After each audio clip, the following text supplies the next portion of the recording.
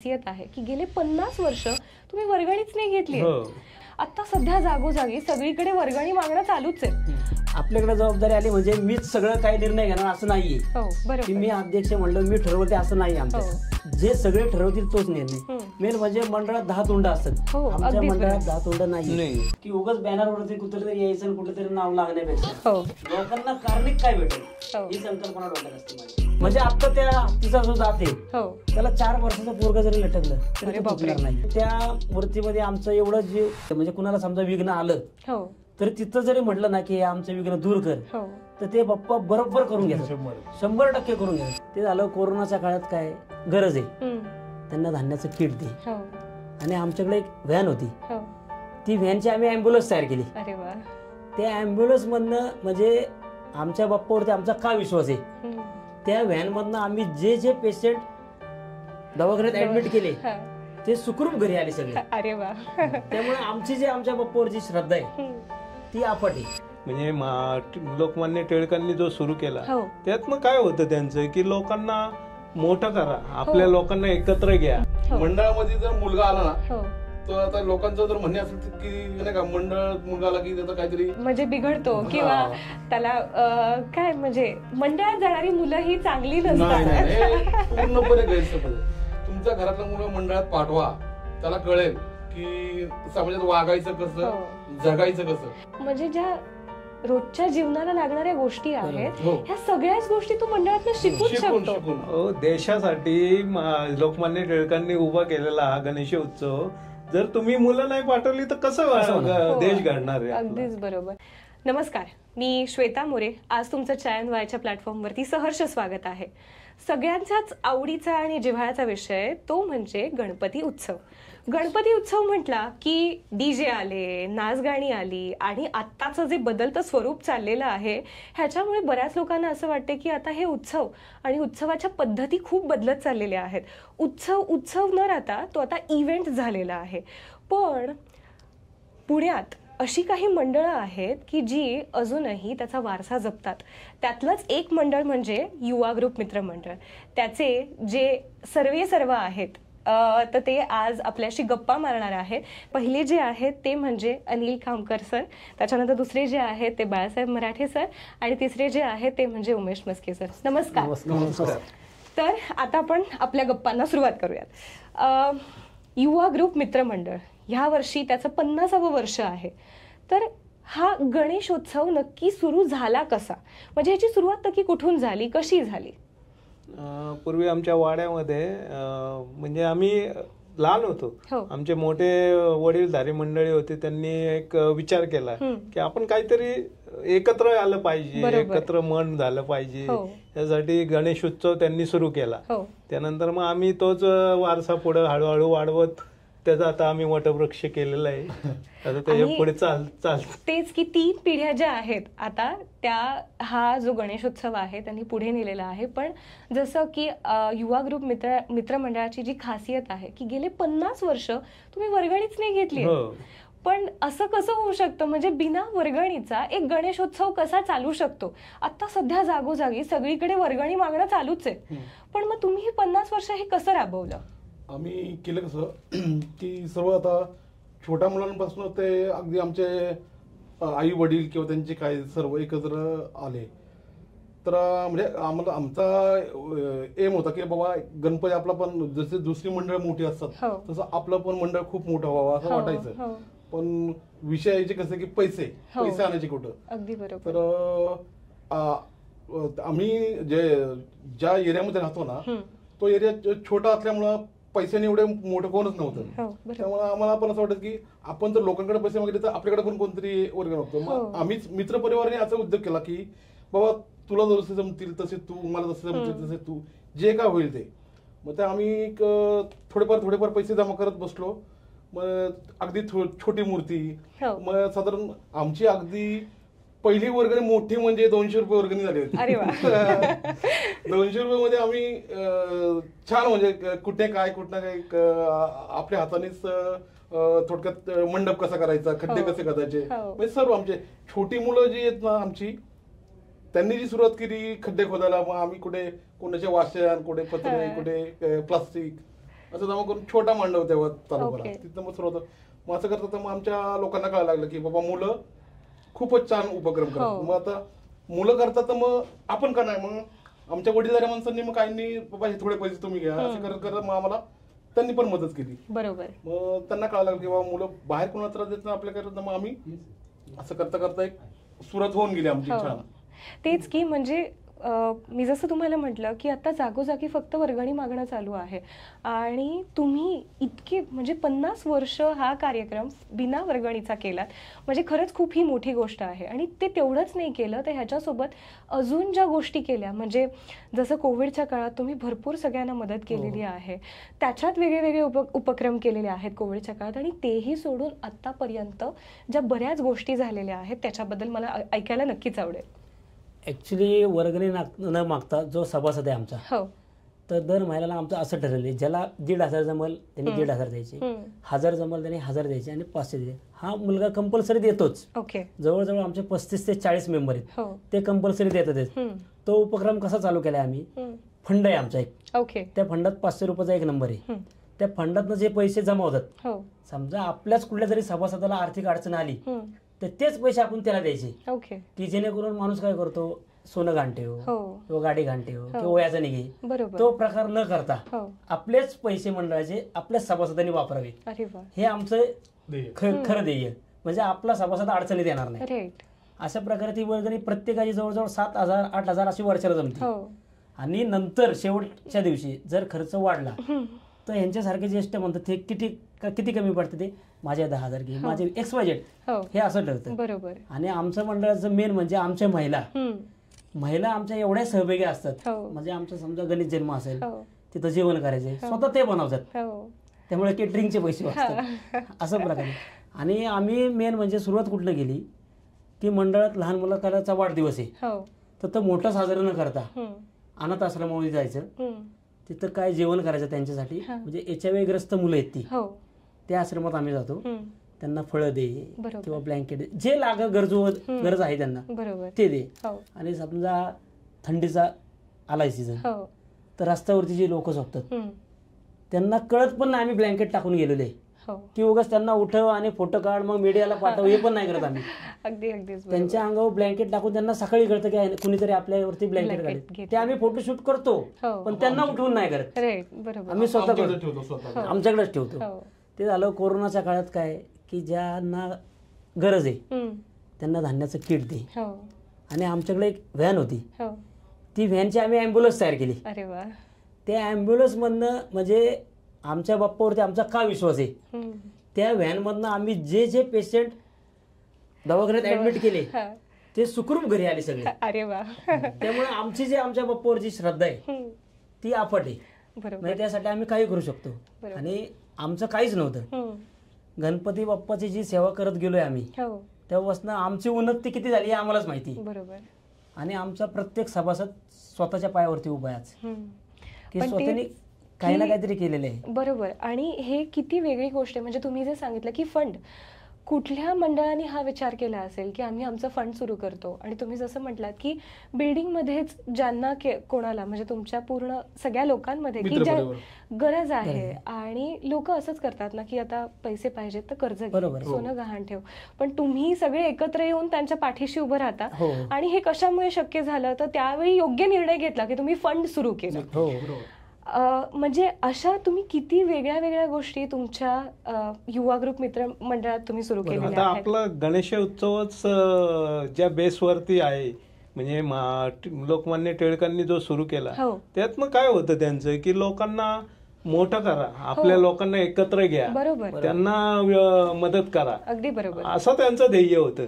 तेच ध्येय आम्ही ठेवलंय की आपली माणसं मोठी झाली तर उद्या ते आपली समाज मोठा करतील आपला देश मोठा करतील याच्यासाठीच आपण झटायचं आहे.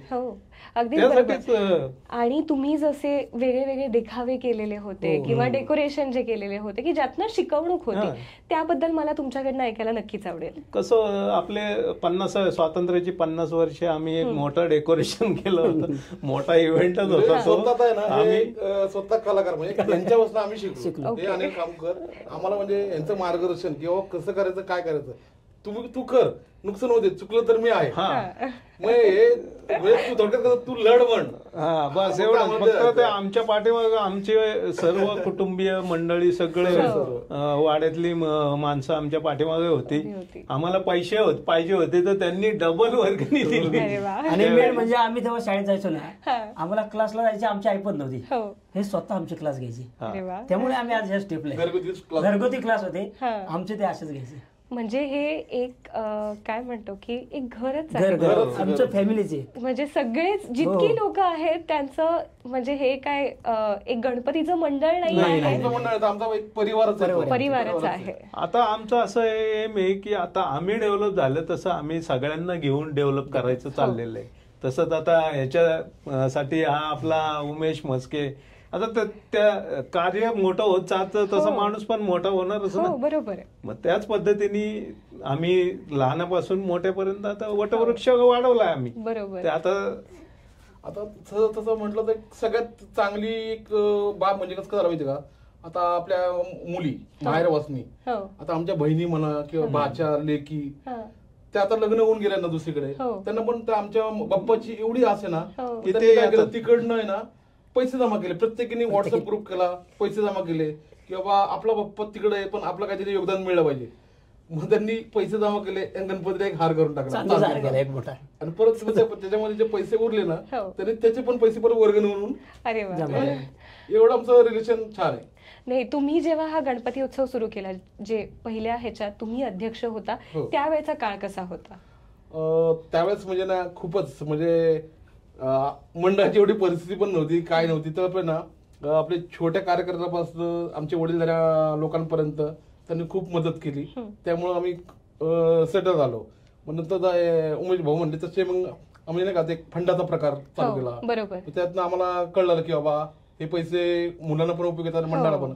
मग आम्ही साधारण 10 नंबर असतील त्यातले 2 नंबर पहिलेच मूर्तीच्या नावाने, म्हणजे की वर्गणीला मागचा जो नंबर निघतोय तो मंडळाचा नंबर. ओके. मग थोडक्यात आता 35 मेंबर म्हणून त्यांचे स्वतःचे नंबर वेगळे आणि त्यातनंच एक नंबर परत गणपतीच्या असं केलं. म्हणजे तेच की तुम्ही ही वर्गणी म्हणजे हा गणेश उत्सव जो आहे हा काय तुमच्यापुरती फक्त 10 दिवसाचा नाहीये, हा वर्षभराचा आहे. म्हणजे तुम्ही ह्याची जी साठवणूक आहे ती वर्षभर करता आणि गणपती उत्सव किंवा गणेश जन्म म्हणा ह्या सगळ्यासाठी ह्याचा वापर करता. आमच्याकडे मेन म्हणजे अहवाल आणि पावती पुस्तक हेच नाहीये. अरे वा. हा प्रकारच नाही आमच्याकडे. आणि आमच्याकडे कार्यकर्ता म्हणजे असं छोटा नाही, कार्यकर्ता म्हणजे आता आमच्याकडे 5 वर्ष म्हणजे अगदी याचा कसं 2 वर्षाचा मुलगा आहे ना तो पण आमचा कार्यकर्ता आहे आणि आमच्याकडे जे आजोबा असतील ते पण आमचे कार्यकर्ताच आहे. असं कोण नाही मी नाही असं आमच्याकडे कोण नाहीये. आणि तुमचा कालावधी हा किती वर्ष तुम्ही अध्यक्ष म्हणून होता? आता मला जेव्हापासून कळालं तर कमीत कमी 15-1 वर्ष मी केलं. नंतर मी पण म्हटलं आता पुढे कोणतरी चालू पाहिजे. उमेश दादा जे आहेत त्यांच्याकडे आता जरी ते असले तरी आम्ही मागे आहेत. सगळेच मिळून तुम्ही त्यांच्या पाठीशी आता उभे आहात. नाही हे जेव्हा आमच्याकडे देत होते ना तेव्हा आम्ही पण घेत नव्हतो. पण त्यांचं काय म्हणणे आलं की आम्ही जसं बघितलं तसं तुम्ही फक्त घ्या, आम्ही तुमच्या बरोबरच आहे. अगदीच. आणि कसं होतं आपल्याकडे जबाबदारी आली म्हणजे मीच सगळं काही निर्णय घेणार असं नाहीये की मी अध्यक्ष म्हणलं मी ठरवते असं नाही. आमच्यात जे सगळे ठरवतील तोच निर्णय. मेन म्हणजे मंडळात 10 तोंड असतात, आमच्या मंडळात 10 तोंड नाही. समजा एक जण म्हणला की आता समजा 50 वर्ष ये तर 50 वर्ष काय करतात लोक, पहिल्या दिवशी मिरवणूक, शेवटच्या दिवशी मिरवणूक. अगदीच बरोबर. तर आमच्यात असा विचार झाला की बाबा आपल्याला आता नवीन घर भेटले, मग आपण गणपती बाप्पाचं पण घर नवीन करू. अगदीच छान. मग त्याला खर्च, मग मंडळ काय म्हणलं खर्च किती पण येऊ द्यात. म्हणजे आम्ही काय केलं लगेच आर्किटेक्ट बोलवला. आम्हाला असं मंडळ गणपतीचं मंदिर बाहेर, त्यांनी XYZ अमाऊंट दिली आम्हाला. आम्ही म्हणलं करायचंच आहे आणि अमाऊंट मोठी आहे पण आम्हाला माहिती आहे की आमचा बाप्पा तो बरोबर करून घेणार आहे आणि ते सक्सेस होणार आहे. त्यामुळे आम्ही ते काय केलं की वेगळी काहीतरी संकल्पना की मंदिर बांधत आणि मंदिर असं बांधणार आहे आपण पिढ्याने पुढे काहीच करायला लागणार नाही पुढच्या. आणि मला ह्याच्यामध्ये म्हणजे जसं तुम्ही आता मंदिराचं म्हणालात, येत्या 50व्या वर्षी तुम्ही जसा निर्णय घेतलाय मंदिर बांधायचं, तर तुमच्या बाप्पाच्या म्हणजे जे युवा ग्रुप मित्र मंडळाचा बाप्पा जो आहे, हत्ती गणपती जो आहे, तर ह्याच्या मागची सुद्धा गोष्ट ऐकायला मला नक्कीच आवडेल. कसं आलं आम्ही दरवर्षी काय करायचो, एखादी छोटी मूर्ती कुठली ती आणायचो, ती विसर्जित करायचो कारण आमच्याकडे मंदिर नव्हतं किंवा जागा नव्हती काय नव्हती. तर मग असंच मंडळाला एक अपेक्षा की आपल्या एक कायमस्वरूपी मूर्ती असावी. मग आम्हाला ते एक अशीच गणपतीची मूर्ती घ्या, आता यावर्षी नवीन काहीतरी मूर्ती घ्यायची म्हणून आम्ही गेलो. तर मोठी मूर्ती होती, तर साधारण त्यावेळेस ती मूर्ती आम्हाला आवडली आणि त्यावेळेस आम्हाला ठरलं बा की आपण आता ही मूर्ती पाहिजे आणि कायमस्वरूपी करायची. तर योगायोगाने तो हत्ती गणपती आम्हाला मिळाला. म्हणजे अगदी पुणे हॉस्पिटलपाशी साधी मूर्ती होती आम्हाला ती, पण म्हणजे थोडक्यात ते आमचं हे मिळालं आम्हाला, बाप्पा मिळाला, म्हणजे आपला बाप्पा मिळाला. मूर्ती आम्ही साधारण एक 5 वर्ष सांभाळली. नंतर आता त्याच्यात तिचंच रूपांतर आम्ही अगदी मोठी, म्हणजे आमची मूर्ती कमीत कमी 7 ते 8 फूट आहे. बरोबर. आणि तिचं वजन कमीत कमी 1.5 टन आहे आता. अरे बापरे. ती मूर्ती जर वरती स्टेज वरची घ्यायची असेल तर आम्ही फोरक्लिप बोलवतो. अरे बापरे. फोरक्लिपने ती उचलतो आणि वरती ठेवतो. अरे बापरे. आणि आत्ताची जी नवीन मूर्ती आहे म्हणजे तर ती कशी, म्हणजे आधीची जी जुनी मूर्ती आहे ती म्हणजे तुम्ही ती विसर्जन करायचं कारण म्हणजे ती थोडीशी जीर्ण झाली. आम्हाला ती ठेवायचीच होती, पण कारागीर म्हणले की ही होणार नाही. बरोबर. आता ऍक्च्युली आमची सगळी भावना हत्ती गणपतीमध्ये गुंतली होती. बरोबर. मग आता करायचं काय करायचं, तर नवीन ही हत्ती गणपतीचीच मूर्ती बनवायची. मग करायचं काय, तर करायची तर 100 वर्ष नीट राहायला अशीच करायची. मग पार्शेकर म्हणून एक आर्किटेक्ट, त्यांना आम्ही भेटलो. मग त्यांच्याकडनं आम्ही सांगितलं की आम्हाला अशी मूर्ती पाहिजे. मग ती पुढे असं चालू आलं, मग ती मूर्ती आम्ही बनवून घेतली. का तर आमचा जीव कुठे अडकलेला होता, आपली पहिली हत्ती गणपती आमची असंच लागली होती ना, हत्ती गणपती डोक्यात बसलो होतं संकल्पना की हत्ती गणपतीच करायची आपल्याला. मग ती हत्ती गणपतीच आम्ही करून घेतली. अरे वा. आणि आता पुढचे 100 वर्ष म्हणजे मूर्ती काहीच होणार नाही. म्हणजे आता त्या हत्तीचा जो दात आहे त्याला 4 वर्षाचा पोरगा जरी लटकलं तरी तुटणार नाही, ह्या प्रकारची बनवलेली. आणि मेन म्हणजे काय, त्या मूर्तीमध्ये आमचं एवढं जीव हे, म्हणजे कुणाला समजा विघ्न आलं तर तिथं जरी म्हटलं ना की आमचं विघ्न दूर कर, तर ते बाप्पा बरोबर करून घेतात, 100% करून घेतात. आणि तेच की तुमच्यासारखे कार्यकर्ते आमच्या अंगावर काटा येतो. एक मिरवणूक अशी होती की तेव्हा आम्ही वरती कागद लावला होता मिरवणुकीला, आणि पाऊस एवढा धोधो पडला की ते कागद बी फाटला आणि ती मूर्ती भिजत होती. तर आमचा जीव एवढा कासावीस झाला की कुणी काही विचार पण केला की त्या मंदिरावर चढल्यावर कोण पडेल म्हणून. मग आम्ही वरती पण चढलो. पण आमच्या एका कार्यकर्त्याने तेव्हा पार्शेकरांना फोन लावला किंवा आता मूर्ती भिजती तर करायचं काय. त्यांनी सांगितलं अहो तुम्ही बिंदास राहा, काय भिजायची ते भिजायची, तिला काहीच होणार नाही. तेव्हा आमच्या जीवात जीव आला. मग आम्ही त्या मंदिरावर खाली उतरलो. म्हणजे हे लाईन आहेत, लोक बघते ते की अरे असे का करतात ते. पण आमचा जीव कुठे अडकलेला होता की आपल्या मूर्तीला काय होतं, आपला बाप्पा भिजतोय, उद्या काय झालं ते. तेव्हा ते पार्शेकरांनी सांगितलं की आता काही होणार नाही. मग आम्ही खाली उतरलो. तेव्हा विचार कोणी केला नाही की वरनं पडल, हात तुटेल, पाय पडेल. म्हणजे आस लागलेली, आमचा जीव अडकला त्यात आमचा.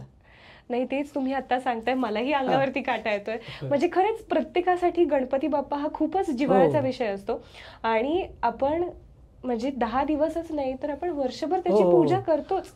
आणि म्हणजे काय की आपण ह्या सणाची खूप आतुरतेने वाट बघत असतो की कधी येणार आणि कधी आपण हे साजरं करणार. आता तुम्ही जसं सांगितलं की 50 वर्ष ह्या गोष्टीला झालेल्या आहेत. सुरुवातीच्या काळात म्हणजे पैसे किंवा जागा ह्या सगळ्याच गोष्टींची कमी होती.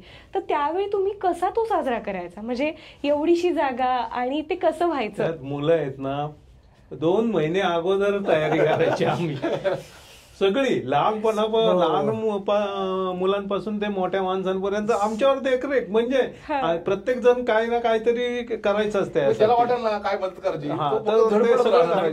काय करायचं. पण त्यावेळी म्हणजे एवढी जागाही नव्हती आणि मग ते त्यावेळी तुम्ही कसा तो सण करायचा. ते काय लोक आपली घरं पण द्यायची, 2 घरं असायची ना, त्यात मध्ये गॅप होती, त्या गॅप मध्ये आम्ही बसवायचे. माझ्या सुट्टीचं घर आणि एक यांच्या कदमांचं घर, त्यामध्ये एक गॅप होती, चुकून भेटलेली, त्याच्यामध्ये हे बसायचं. आम्हाला आठवतंय ना, अरे बापरे, म्हणजे आम्हाला काय आठवतंय, आम्ही त्यात पूर्ण लहान होते आठवते आम्हाला. आमची पहिली मिरवणूक म्हणत अक्षरशः आम्ही बैलगाडी आहे ना, बैलगाडीवरती मिरवणूक काढली. अरे बापरे, बैलगाडीवरती. नंतर ना आता साधारण आता बैलगाड्यांना जर नाही पैसे ना तर छोट्या भाजीवाल्यांच्या गाड्या असतात ना, त्याला पण आम्ही मग केळींची खुटा आणा मंडईतनं, मग ती लावा, त्यांनी सजवा. कारण बाकीचं काय आम्हाला डेकोरेशन करायला जास्त चान्स नाही, छोटा असल्यामुळं पैसे कमी, वर्गणी कमी, काहीतरी करायचं.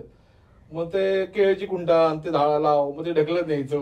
मग ते आम्ही मग नंतर आम्हाला नाही का असं साधारण काय कार्यक्रम करायला म्हणतात नाही का, वाजवायला काही कोणतरी पाहिजे. आम्ही छोटे ताशे आणले, ढोल आणले. मग आमची ते छोटी मुलं मोठी मुलं जसं काय असेल ते एक आनंद लुटत आम्ही. नाही खरंच आहे ना, म्हणजे हा सण सगळ्या गोष्टींपेक्षा आनंद लुटण्याचाच आहे. आणि जर आपण सगळेच ते करू शकलो तर त्याच्यासारखं दुसरं काहीच नाही. आणि बाप्पाला पण तेच पाहिजे आहे. बस तर कलागुणांचा राजाच आहे. हो, तो तर म्हणतोय की मी येतोय तर तुम्ही तुमची कला दाखवा. अगदीच अगदीच त्यासाठीच आम्ही झटत असतो. आणि ह्याच्यात फायदा काय माहितीये का, फायदा म्हणण्यापेक्षा म्हणजे थोडक्यात मंडळामध्ये जर मुलगा आला ना, तर आता लोकांचं जर म्हणणे असेल की नाही का, मुलगा आला की त्याचं काहीतरी हे म्हणजे बिघडतो किंवा त्याला काय म्हणजे मंडळात जाणारी मुलं ही चांगली नसतात. पूर्णपणे गैरसमज आहे. तुमच्या घरातलं मुलं मंडळात पाठवा, त्याला कळेल की समाजात वागायचं कसं, जगायचं कसं. नाही म्हणजे हेच ना, तुम्ही आता जे सांगितलं यातनं म्हणजे ज्या रोजच्या जीवनाला लागणाऱ्या गोष्टी आहेत ह्या सगळ्याच गोष्टी तू मंडळात शिकू शकतो. देशासाठी लोकमान्य टिळकांनी उभा केलेला हा गणेश उत्सव जर तुम्ही मुलं नाही पाठवली तर कसं देश घडणार आहे. अगदीच बरोबर. पण तेच ना, आयांच्या किंवा आई वडिलांच्या पालकांच्या मनात हेच असतं की काय गाणी असणार आणि मग ही मुलं वेगळ्या गोष्टींना नको लागायला किंवा रात्री ते म्हणजे कुठे जातील, काय करतील आणि नक्की काय होईल. पण तुम्ही आज ज्या सगळ्या गोष्टी सांगितलेल्या आहेत खरंच मुलांना ही एक शिकवण आहे. म्हणजे तुम्ही ज्या प्रकारे गणपती उत्सव साजरा करताय म्हणजे ज्याच्यात यातनं मुलांना सेव्हिंग्स पासून तुम्ही सगळा बारीक बारीक विचार केलेला आहे. म्हणजे फक्त सण हा नाही तर रोजच्या आयुष्याला लागणाऱ्या गोष्टी पण तुम्ही यातनं कशा शिकू शकता ह्याचं तुम्ही एक खूप चांगलं उदाहरण सगळ्यांसमोर मांडलेलं आहे. म्हणजे आम्ही गणपतीचाच सण साजरा करतो असं काही नाही. दीपोत्सव असतो, नागपंचमी असती, सगळे पारंपरिक. आणि आताची पिढी जी टीव्ही मध्ये बघते ना की बैलगाडीवरती आणलंय हे आणलंय, आम्ही स्वतः हे करताना बघितलेले की कसे एक ढोल एक ताशा ती डोक्याला पट्टी आम्हाला यांनी दाखवलेले. आता पब्लिक जे व्हिडिओ मध्ये बघू शकतो किंवा पिक्चर मध्ये अनुभवले सगळं. नाही आणि मी अजून एक गोष्ट जी तुमच्याबद्दल ऐकलेली आहे, एका वर्षी तुम्ही भरपूर फुलांचं पण डेकोरेशन केलेलं होतं. म्हणजे दरवर्षी तुम्ही काहीतरी वेगळं लोकांना दाखवता आणि जे त्यातनं शिकण्यासारखं असतं. तर मला ह्यातनं तुम्हाला अजून ऐकायला आवडेल की असे कुठले कुठले वेगळे देखावे किंवा म्हणजे जसं तुम्ही सांगितलं की सावरकरांचं केलं, तर अजून असं काय काय केलेलं होतं? वीरप्पांच्या वेळी खूप आमची प्रसिद्धी झाली, पण तो खूप मोठा झाला होता. म्हणजे ते युनिकच आयडिया होती. आम्हाला आठवलं ना तरी आम्हाला हसू पण येतं आणि काय स्फूर्ती पण येते. म्हणजे वीरप्पन म्हणजे तेव्हा त्याची दहशत काय ते सगळं नाही का नवीनच होतं तेव्हा आम्हाला एक वाटलं की आपल्याला वीरप्पन करायचं. आम्हाला आयडिया तर काहीच नाही, म्हणजे स्वतः कलाकार म्हणजे म्हणजे ते करायचं काम माझ्याकडे. तेव्हा आम्ही स्वतः सगळे एकत्र आलो. मग ते काय प्लास्टर ऑफ पॅरिस किंवा लोखंडाचे सांगडे गज वगैरे जमा करून त्याला हाईट देऊन साधारण आम्ही साधारण त्या 5-5 फूट असेल पण तो वीरप्पन आमचा 25 फूट झाला. आणि आम्हाला म्हणजे लॉजिक नाही ना की न्यायचं कसं किंवा काय एवढं काहीच तेव्हा स्केटिंगचे मोबाईल नव्हते किंवा असं टीव्हीवर त्याचं म्हणजे नाही का आता आताच्या मुलांना कसं नॉलेज येऊ शकतो आम्हाला काहीच नाही ना. मग आम्ही काय केलं तेव्हा आम्ही स्केटिंग होते आमच्याकडे 2-3 जणांकडे. मग ते स्केटिंग त्याला लावले, त्यात त्याला त्याचे कपडे एवढे ढगाळे शिवले. मग साईडने दोरखंड नाही का सगळी साईडने त्याला दोरखंड उभा की पडू नये म्हणून दोरखंड टाकलायला. म्हणजे साधारण तरी त्याला आम्ही कसा तरी ना एक 15 पोलीस चौकीपर्यंत 100-1 मीटर नेला असेल त्याला. म्हणून तर त्याला असं झालं तोच पडला. पोलीस चौकी बघितली तोच पडला म्हणून आम्ही सामान. बापरे. पण तेच ना, आता हल्ली सगळी लोक काय म्हणतो रेडीमेड सगळ्या गोष्टी घेतात. पण हे जे तुम्ही आता सांगितलं की तुम्ही सगळं स्वतःहून हाताने बनवलं, खरं आम्ही खूप मजा घेतली. आणि आम्ही आमच्या उत्सवात पूर्ण आनंद घेतो. आम्ही आमच्या महिला आमच्या लहान मुलं पूर्ण एन्जॉय. मला एक आमच्यात कळत पण नाही असं की असं वाटतं की हे सगळेच भाऊ बहीण आहेत. मला एक सांगायचंय की आपण जर आपला सण आहे बरोबर, आपण तो एन्जॉय करतो. तुम्ही बाहेर जाऊन बघता डेकोरेशन वगैरे, तसंच तुम्ही तुमच्या एरियामध्ये महिलांसाठी खास सांगतो, महिला मुलींसाठी की तुम्ही सुद्धा एन्जॉय करा, तुम्ही सुद्धा सहभागी व्हा आणि आपला सण साजरा करा. नाही अगदीच बरोबर. म्हणजे खरंच हल्ली लोक फक्त बाहेरच बघायला जातात, स्वतः काही म्हणजे स्वतः अनुभवच घेत नाही. आणि मला असं वाटतंय की हे जर नाही घेतलं तर मग तुम्ही काय आणि पुढच्या पिढीला काय, आणि हे जगणं म्हणजे हा एवढा 10 दिवसांचा काळ खरंच खूप काय म्हणतो रोषणाईचा असतो, आनंदाचा असतो आणि सगळ्यांनीच ह्याच्यात सहभागी झालंच पाहिजे. मला उमेश दादा तुमच्याकडनं ऐकायला आवडेल, जसं तुम्ही म्हणालात की तुम्ही ह्या मंडळाच्या अंतर्गत बऱ्याच गोष्टी केलेल्या आहेत. कोविडच्या वेळेस पण तुम्ही सांगितलं, आणि कोविड सोडूनही ज्याच्यामध्ये तुम्ही मोतीबिंदू आणि ह्या सगळ्या गोष्टी केल्या, तर त्याच्याबद्दल पण मला ऐकायला नक्कीच आवडेल.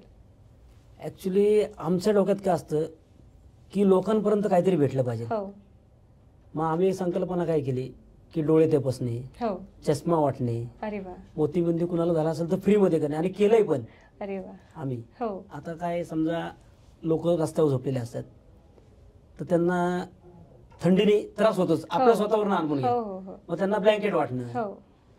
आता आपल्याला बऱ्याच ठिकाणी बघतो अनाथ आश्रममध्ये काय काय नसतं, तर तिथं धान्य पण दिलेलं आम्ही.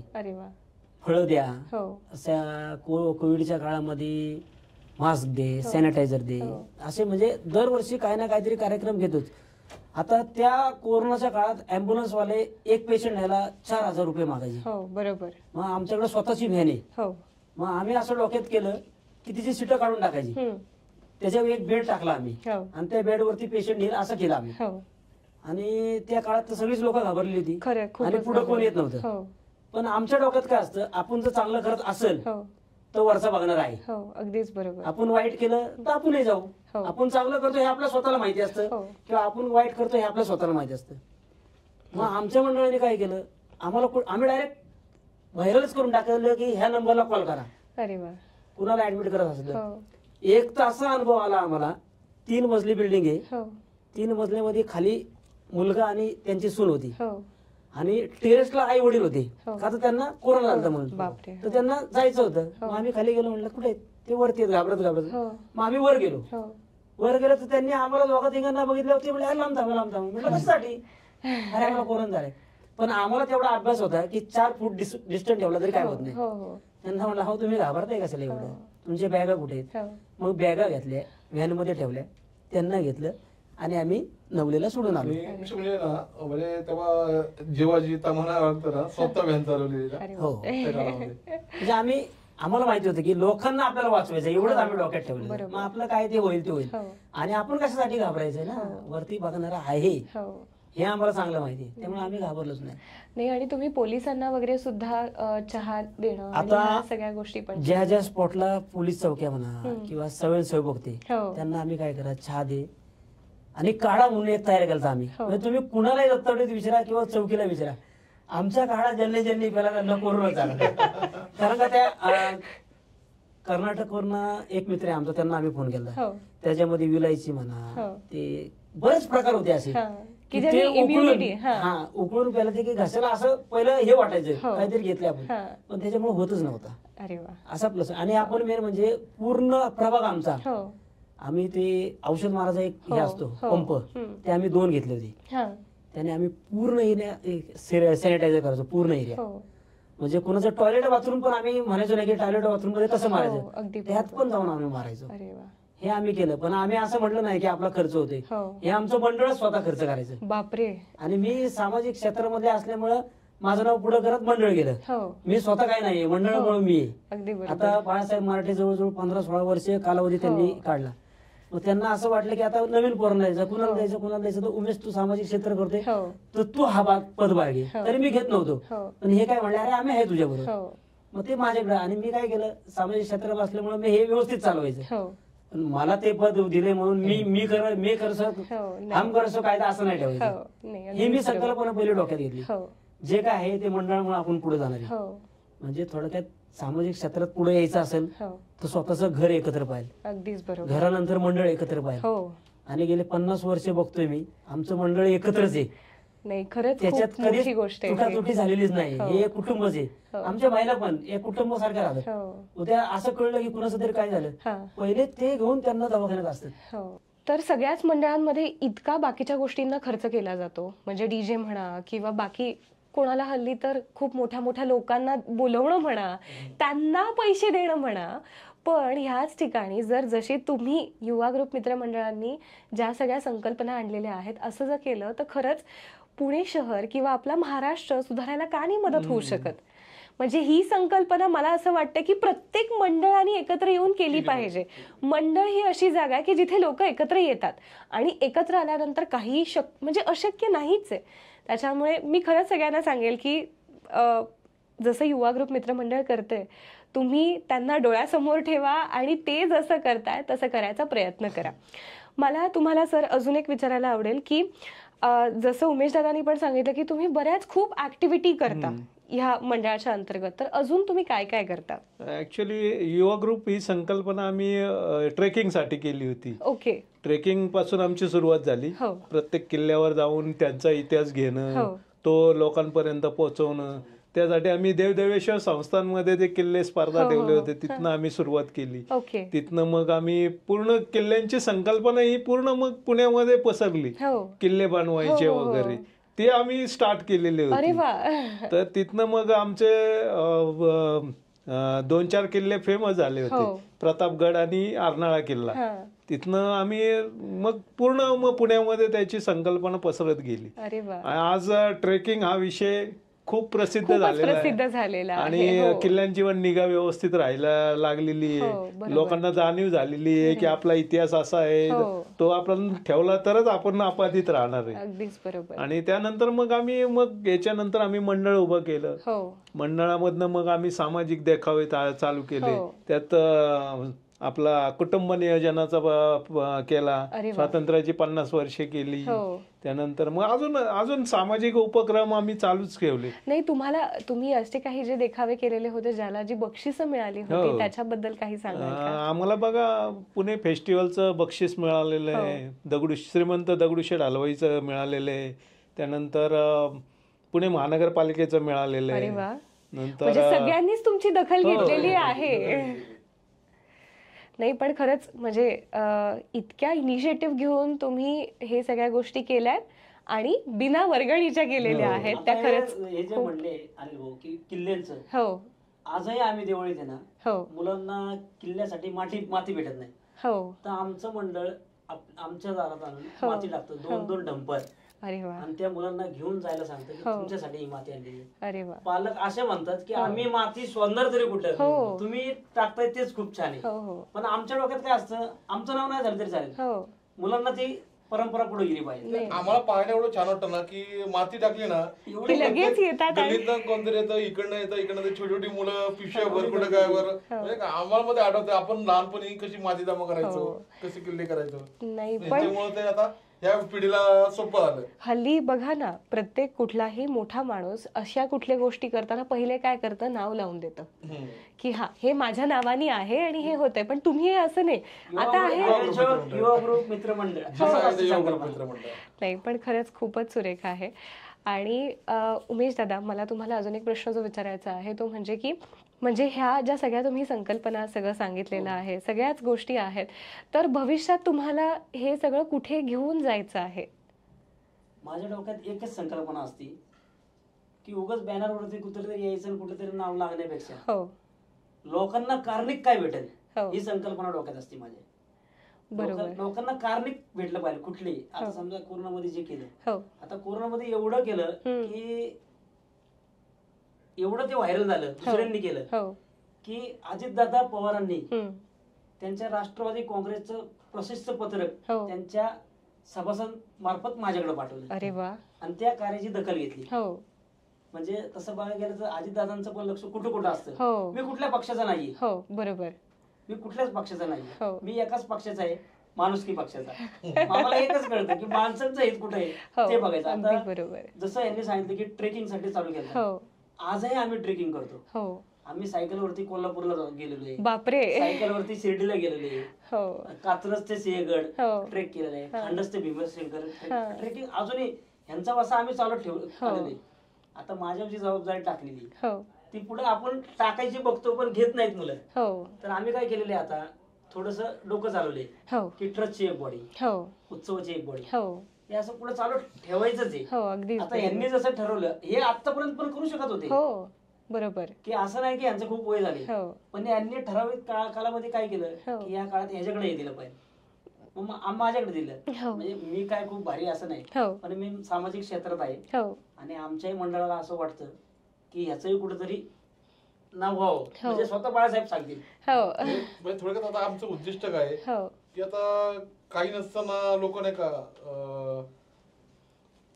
काही नसताना लोक मोठे होतात. आमचा माणूस आमचं मंडळ एवढं करतंय, हा पण एवढं झटतोय, हा पण का मोठा होऊ नये. म्हणजे थोडक्यात तर आमच्या जर मनात आला तर आम्ही त्याला इलेक्शनला पण उभं करायची तयारी.